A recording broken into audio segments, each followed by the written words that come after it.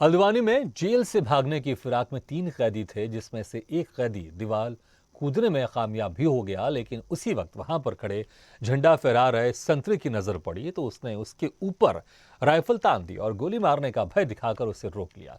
लेकिन सवाल उठता है कि जेल के अंदर इस प्रकार की गतिविधियां चल रही हैं।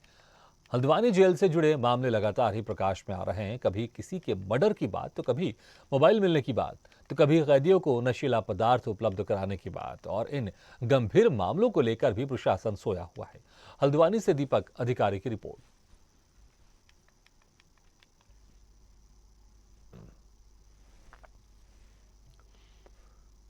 तो जेल से भागने की फिराक में थे 3 कैदी और एक कैदी दीवार कूदने में सफल भी हो गया। लेकिन बाहर खड़े संतरी ने उसे बंदूक दिखाकर रोक लिया।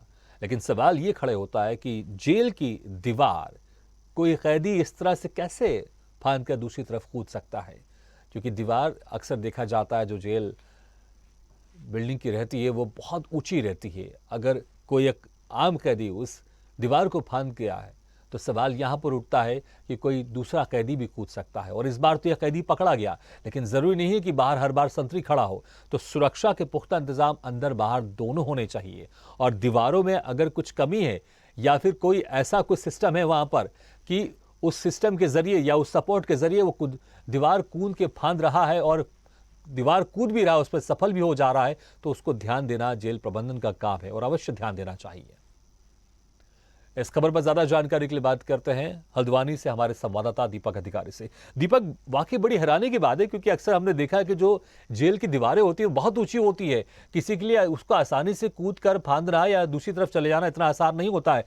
पहली बात तो ये कि ये जो कैदी था किस तरह से इस दीवार को कूदने में सफल हो गया, और दूसरी बात ये कि जैसा कि पहले भी जो जेल है, इस जेल को लेकर कहीं ना कहीं गंभीर मामले सामने आते रहे। कभी मर्डर की बात सामने आती रही है, कभी नशीला पदार्थ मिलने की बात आती रही, कभी मोबाइल फोन कैदियों के पास मिलने की बात आती रही है। जी सर, मैं बताना चाहूंगा जिस प्रकार से जेल में लगातार घटनाएं लगातार बढ़ती जा रही है। बात करी जाए, ये 3 कैदी यहाँ से भागने की फिराक में थे, जिसमें से एक कैदी दीवार फांदने में कामयाब भी हो गया। वो तो वहाँ पे संतरी था और झंडा फहरा रहा था, तो उसने उसको बंदूक के डर से, गोली मारने के डर से उसे वहीं पर रोक लिया। उसके बाद उसे जेल के अंदर डाल दिया गया। लेकिन सवाल ये नहीं उठता कि जेल के अंदर किस प्रकार की अराजकताएं फैली जा रही है, चाहे वो बात करी जाए नशे को लेके, चाहे वो बात करी जाए लड़ाई झगड़े को लेके, या बात करी जाए वहां पे जो अवैध वसूली को लेके, जो यहाँ पे जो विभागीय अधिकारी उनके द्वारा जो अवैध वसूली जो यहाँ पे की जाती है उसको लेके। तो लगातार जो जेल प्रशासन है वो लगातार कहीं ना कहीं घेरे पे नजर आता दिखाई दे रहा है।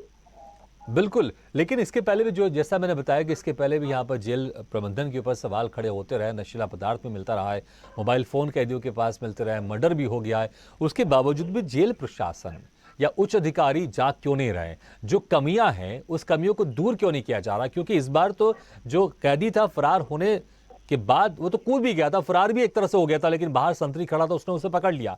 लेकिन हो सकता है कि आगे चलकर कोई और कैदी भी इस तरह की हरकत करे और दीवार कूदने में सफल हो जाए। तो जो कमियां है उसको जेल प्रशासन ध्यान में रखकर उसको दूर क्यों नहीं कर रहा है?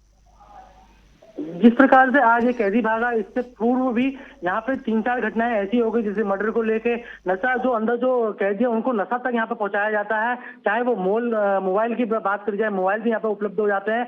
और कहीं ना कहीं हर बार जो जेल, चाहे वो हल्द्वानी जेल हो, चाहे वो नैनीताल जेल हो, चाहे वो सितारगंज जेल हो, हर जगह जो जेल प्रबंधक होते हैं उनके द्वारा कहीं ना कहीं बातें भी छुपाई जाती है। मीडिया के सामने इन बातों को खुलासा करने में वहाँ कहीं ना कहीं कतराते हैं। लेकिन बात करते हैं जब उनसे जब हम हमारे द्वारा जब बात करी जाती है तो वो हमें ये आश्वासन देकर छोड़ देते हैं कि लगातार आपके द्वारा, हमारे द्वारा यहाँ पे कार्य बेहतर किए जा रहे हैं। जी, बहुत बहुत शुक्रिया इस तमाम जानकारी के लिए।